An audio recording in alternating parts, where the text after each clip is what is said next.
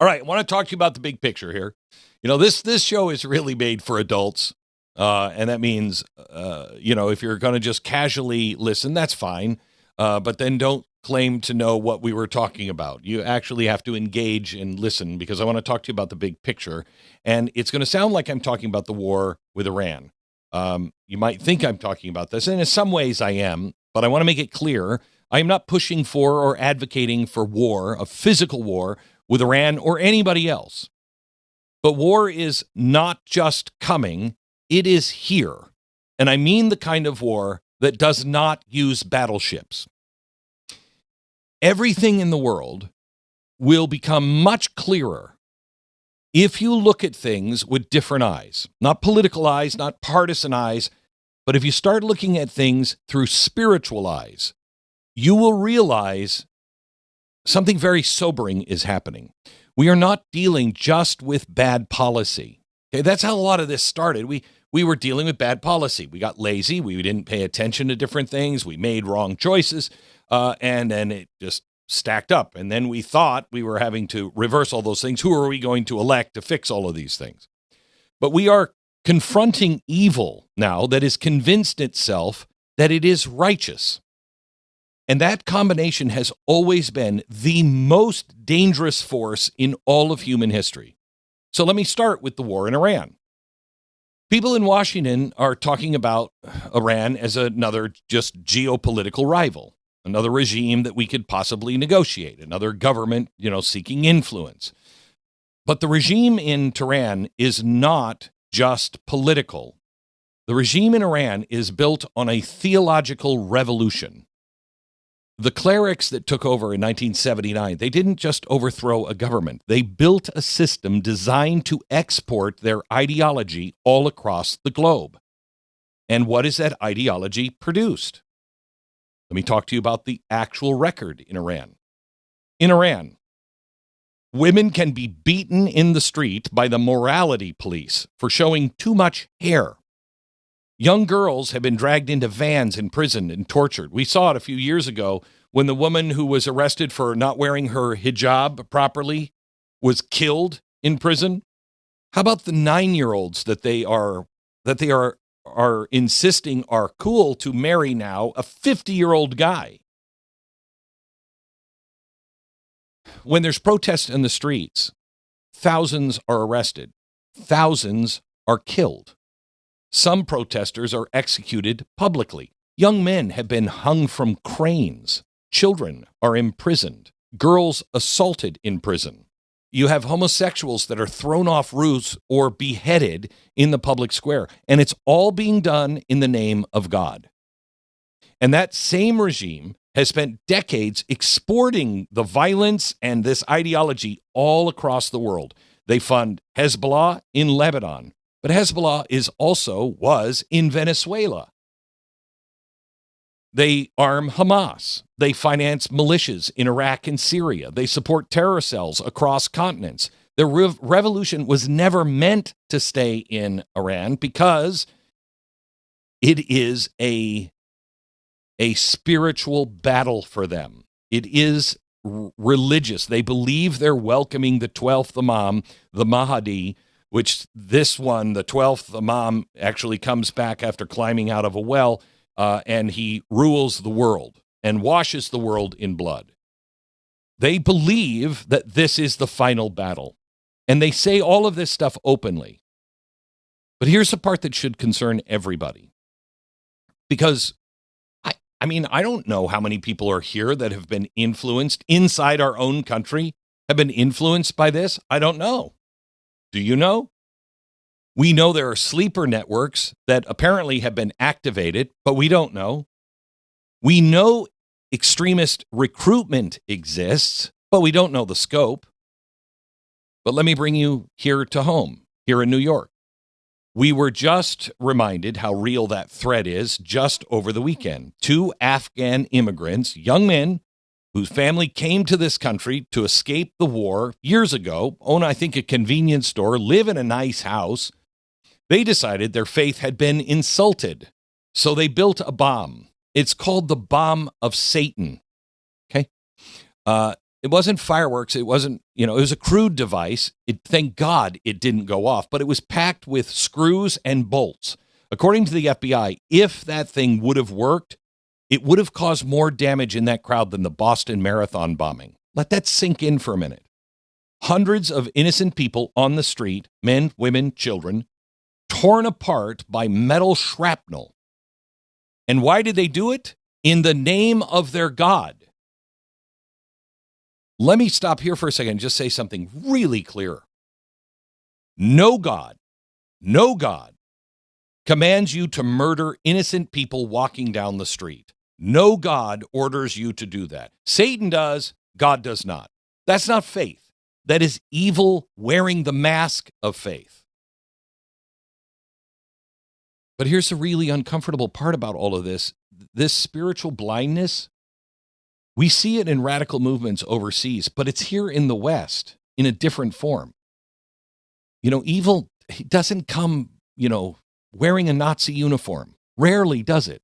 It creeps in quietly. It normalizes things. It confuses moral ideas through ideology. And if you look at the patterns of history, it's there over and over again. And what was there in history is here now. Did you know that before Nazi Germany descended into full horror show, something else was happening in the Weimar Republic? The moral framework of the society was completely collapsing. Did you know the first modern transgendered surgeries were performed in Berlin in the 1920s at the Institute for Sexual Science? Did you know that the first book burnings were trying to get those books out of the schools? Radical gender theory was all over the Weimar Republic. At the same time, another idea was also spreading in Weimar Germany, called euthanasia, compassion killing. The idea was the elderly, the disabled, the mentally ill, the people who were burdens to society and really had no quality of life were eliminated for the greater good. And first, it was framed as mercy. It was compassion. It was medical progress. But by the time the Nazis took full control, those ideas became the foundation for the death camps. History doesn't repeat itself exactly, but it does rhyme. And today, we're seeing all of the rhymes. We're seeing them here. Countries are expanding assisted suicide programs. Do you know that we have 18 states here in the U.S. trying to pass medical death bills this year? Canada is offering MAID, not just to the terminally ill now, but to people and young adults suffering from depression. What?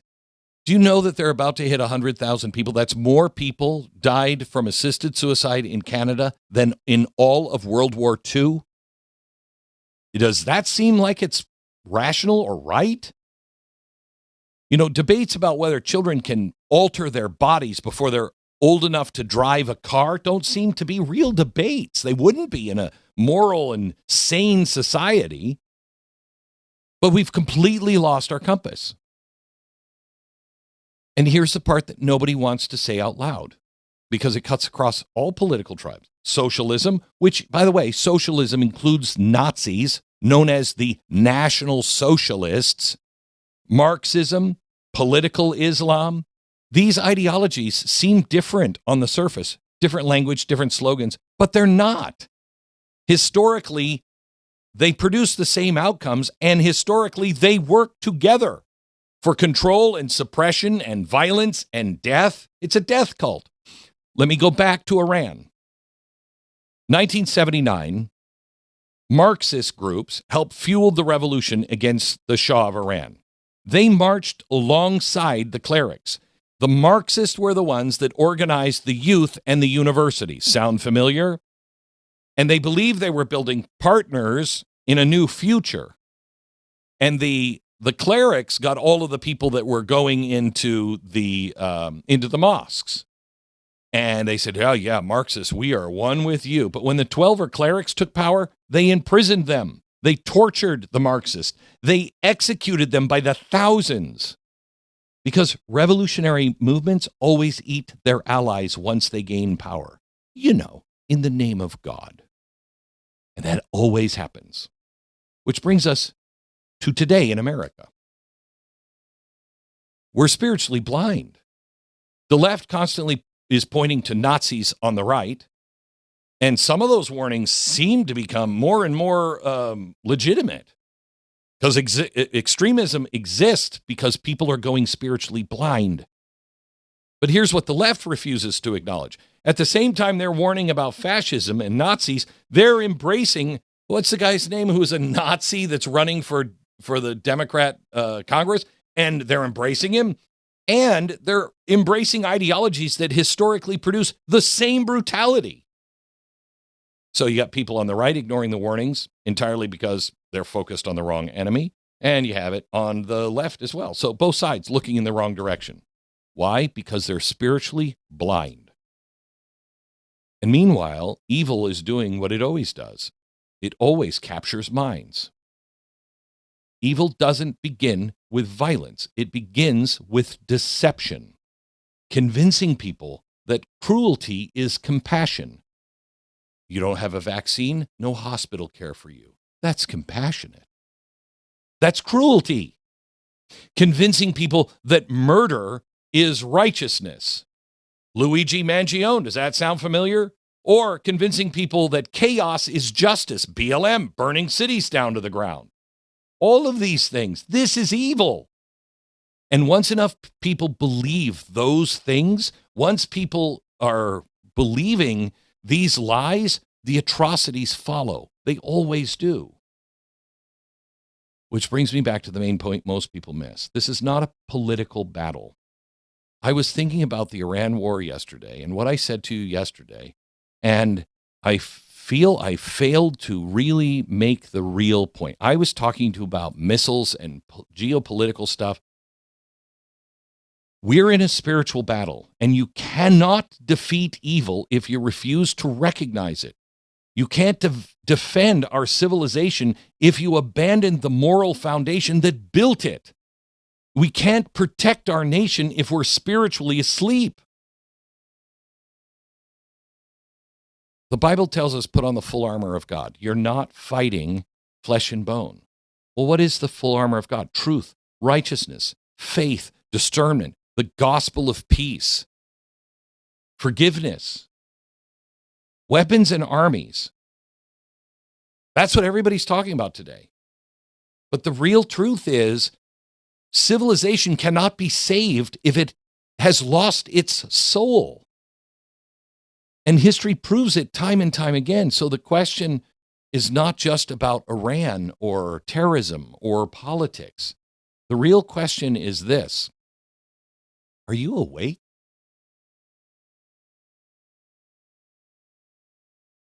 Can you even see the spiritual battle that is unfolding right now?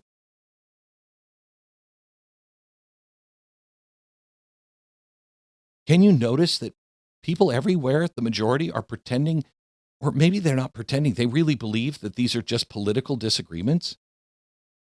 If we refuse to see it, if we refuse to stand up and say, guys, that's not what this is about, then we're continuing to normalize evil. If we remain spiritually numb, then the tragedies that we all fear are not going to just happen overseas. They're going to happen here. And by then, it'll be too late to stop them. So my first message to you today is, wake up. Wake your friends up. Politely, kindly, with as much humor as you possibly can, but we're arguing about all of the wrong things.